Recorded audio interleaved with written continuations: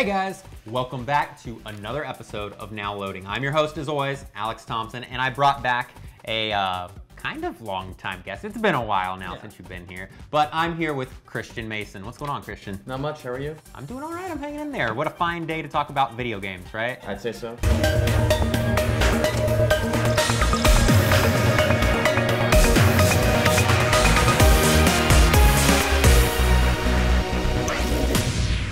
Well, guys, we're gonna take it back. We're gonna take it way back to something that I think everyone who was born in the 90s can remember pretty solidly. And even if you weren't, if you're like into retro gaming, then you've played this. You've definitely played it. Even Audie's kids remember. Yeah, exactly. So we're taking it back all the way to August 14th, 1989 for the Sega Genesis, or if you lived in Japan, the Mega Drive.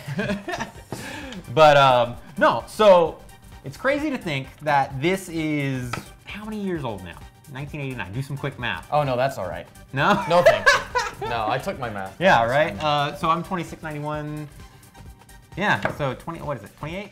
Oh, I'm not even gonna try. I'm not even gonna think about it. This is you. 28 years. Well, more than 20 years. More a lot than, of years.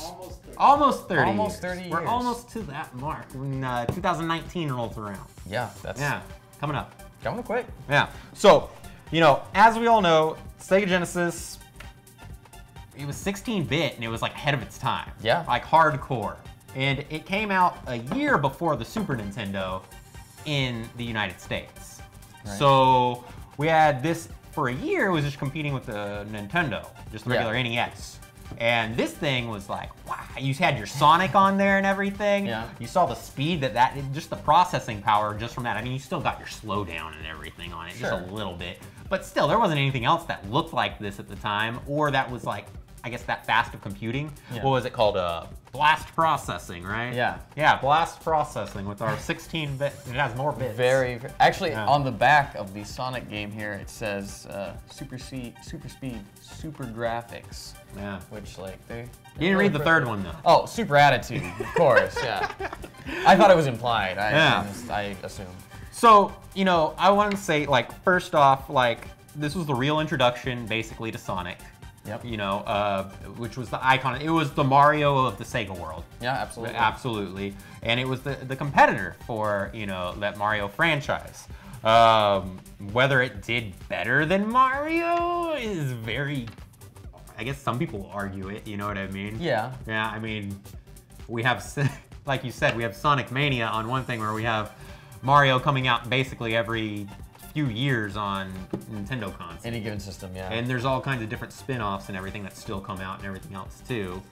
But no, it's crazy. And one of the things that I want to tell you is, you know what actually, like, the insides are like a mashup of, like, is an example. I mean, it's not exactly, but it's like a good example that I found on the internet. I don't, but I sure would like to know. Okay, so it's like the mashup of an Apple Macintosh, okay, mixed with a Game Boy.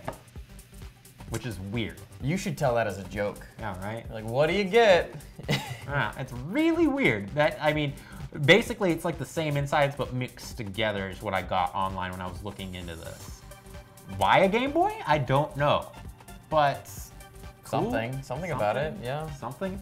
Another thing, and I think that me and you can have a little bit of discussion on this was like basically one of the first consoles that had like multiple models of it. Yeah. Yeah, so, you know, you had your first gen, which is this, and then you had your second one, which was a little smaller. Sleeker. And then you had, what was it, the Neptune, I guess, was the third one? Yeah. Yeah, which was like really compact. Yeah. And what's funny is the Neptune was supposed to be like its own console at the time, but then they were developing the Saturn and everything, and they're like, oh, it's gonna be too close together, so it's not gonna work. But no, like, great console, man. Like, what are some of your fondest memories of the Genesis? I mean... Did you have one growing up? Yeah, I had one. Yeah, okay, cool. Sonic the Hedgehog, for sure. I played a game called Echo the Dolphin. I've never played it, but I've heard it. It was fun. It was hard as a kid, for sure. I haven't gone back and played it anytime recently. Let's see, I think... I know it was a Sonic spin-off too, but Robotnik's Mean Bean Machine. I never played it. I know what it is. Yeah. Sort of like a... It wasn't quite Tetris, like the same kind of drop down, like match kind of like Dr. Mario. It's okay. This is a weird comparison, but the closest puzzle game, like at least Nintendo, I can think of is like Wario's Woods. Okay. You played that one, yeah, but it was just a little more odd as far as like how the bits linked up. Like there were jelly beans, I think. And also, if I'm not mistaken, it featured characters from the TV show. Oh, cool. So like it was kind of, it was a little different than like these, you know, these characters. But I mean, for sure. What about you? What were your go-to games? Okay, so I actually didn't grow up with Sega Genesis. Okay. Okay. I only knew one friend that had one, and actually, it wasn't even my friend. I'm thinking about it. It was my cousin. Okay. Yeah, it was my cousin. But he married into the family. But when I would go and visit him, we would play Sonic and stuff. But that was only like twice a year or something like that. It wasn't actually until last year that I bought a Sega Genesis. Wow. Like I actually I had an extra Xbox One, like not one, but like the original Xbox console. I had 2 of them, and I did a straight trade for one, which pretty decent deal, I guess. That's a fair trade. Yeah, because it came with 2 controllers and all the cords, and I got a game with it, which I grabbed Sonic, whatever. Yeah. You know, and all I had to do was trade in the 1 controller, the cords for the Xbox, and I got the thing. So that was fun. Yeah, for sure. But some of the games, the go-to games for me on it, Sonic obviously, but Earthworm Jim. Okay, yeah. I had a friend who had Earthworm Jim. Yeah. Another great one on there that I always go to, and it's really, really random. It's not a lot of people talk about it. Is Dick Tracy actually on there? Now it's not the one you're thinking of on Nintendo or anything. This is totally different. You get to level 4 and it becomes the most frustrating game in the world. I'm gonna say that right now. All right. It was like a shooting game, but you could actually like. It was like 3D motion, so you could like aim diagonal up, over, up, kind of like Earthworm Jim a little bit. Yeah, yeah, which it got tough on different things. Some of the fighting games on it too, like Primal Rage and everything else, that was great.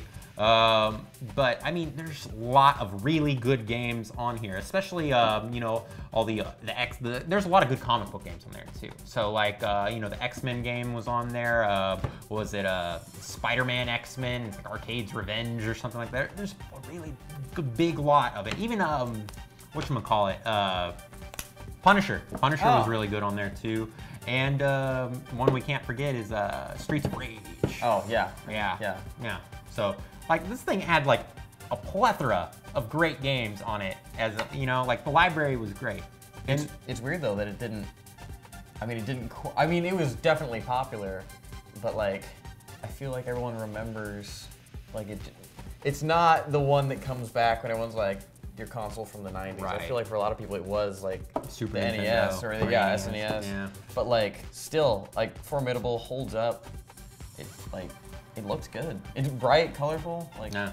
I will say this though. This is like the king of the goofy add-ons. There were so many goofy things that came out for this thing. Anywhere from just like the add-ons to the console itself to make it another thing, where you have the 32X or the Sega CD, where you have this little port. It's right here. It's covered, but yeah, a little port right here, and you hook something on the side of it, then you hook something into the top of it, and then you end up having like 12 AC adapters, or what it seemed like. It wasn't only 12, but it felt like a lot of cords. And then it was just a giant octopus with cords coming out of it. You know what the sad thing is? This sounds like a grandpa story. It's right? Like back in my day, you put a box under that, you hooked it in the top, you had 12 AC cords, and you were happy about it. Exactly. You were happy with it. If you could find a dang strip that could actually fit all the big fat things on it. You had to buy another power strip. Yeah, basically. And then not only that, but it had like a bunch of goofy add-on for like controller stuff for it as well. Like one of the ones is the Sega Activator, which was like you put a circle on the ground and it was like motion controls basically, where you could kick and punch and it'll like recognize in your Mortal Kombat game or whatever, and it'll be like whatever, but it didn't really work that well. Yeah. And obviously. They tried. Yeah, you had your golf clubs for it, for golfing games. You had one of the coolest things for it is they had a rumble pack basically for it, but it wasn't like for the controller. You actually strapped it onto your back and it looked like a backpack. And so anytime something hit you, it would like shake your whole body. It's funny, we're going back to that now. Yeah, right? It's weird. But no, it's just, there's so many cool things about the Sega Genesis that were just amazing. Like, and I mean, when it comes to like game systems nowadays, I mean, we have the internet and everything else, but I just feel like new games, they don't get as creative anymore. Like they're like, I mean, some of it, needless to say, was just like a marketing ploy, you know, and it's like, oh, let's just get kids to buy this stuff to bug their parents on Christmas, you know, or whatever. But I mean, some of it's really creative. Yeah, they had less to work with. They had to do more with less. So yeah. Ended up with some cool stuff, I think. Yeah, very cool. So, do you have any closing thoughts on our Sega Genesis? If you haven't ever owned one, you should at least give it a shot. Like it's worth it. I mean, you can't. It says high definition graphics right up here. I don't know if you can see that. And by today's standards, not so much, but like a lot of fun. It's a great way to experience like the Sonic games as they were originally made and intended. Yeah. My closing. Blast processing, man, didn't last up. Yeah. But well, you know, that whole campaign with that and everything, I think we're gonna get into it like maybe in a week whenever you find out what our anniversary thing is for then, and we'll get maybe a little more into the campaign. I think you'll be a little more knowledgeable on the other side of this. You know, where there is Sega, there is a competitor. So, all right, guys. Well, that's gonna wrap up this Now Loading. I'm Alex Thompson. I'm Christian Mason. But don't forget to go to PopNerdTV.com and check out articles, reviews, and more. And also, like and subscribe to us on YouTube. Also, if you're not already a Patreon follower, please go check it out. There's so much stuff on there. And we talk about anniversary stuff and retro games. And if you're into retro gaming, you're going to probably really, really like what's on there. All right. Well, we'll check you next time.